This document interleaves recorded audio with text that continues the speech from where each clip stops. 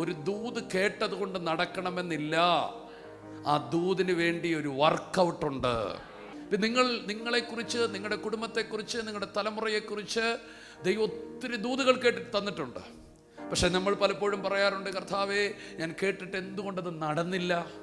എന്നെ ഈ ദിനങ്ങളിൽ ചിന്തിപ്പിക്കുന്ന ഒരു കാര്യം, വാഗ്ദത്തങ്ങൾ, പ്രവചനങ്ങൾ, ആഗ്രഹങ്ങൾ, നിയോഗങ്ങൾ, സ്തോത്രം ദർശനങ്ങളൊക്കെ ലോങ് ടൈം കൊണ്ടാണ് നടത്തപ്പെടുന്നത്. അതിനെ അനുസരിച്ച് നമ്മൾ ഒരുക്കപ്പെടുമ്പോഴാണ് ആ വാഗ്ദത്തങ്ങൾ നമ്മുടെ മേൽ വന്നു വീഴുന്നത്. അതുകൊണ്ട് പ്രവചനങ്ങൾ നിങ്ങൾ ഏറ്റെടുക്കുക.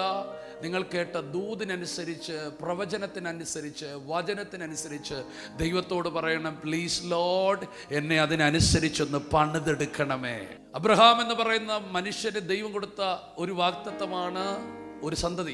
ഈ ഒരു കൊച്ചിന് വേണ്ടി മനുഷ്യന് 25 വർഷം കാത്തിരുന്നു. 25 വർഷം വേണോ ദൈവത്തിന് ഒരു കൊച്ചിനെ തരാൻ? പക്ഷെ ദൈവത്തിന് ഒരു ഇസഹാക്കിനെ തരാൻ അല്ല പാട്, ഇസഹാക്കിനെ വഹിക്കുന്ന ഒരു അബ്രഹാമിനെ ഉണ്ടാക്കാനാണ് ദൈവത്തിന് പാട്.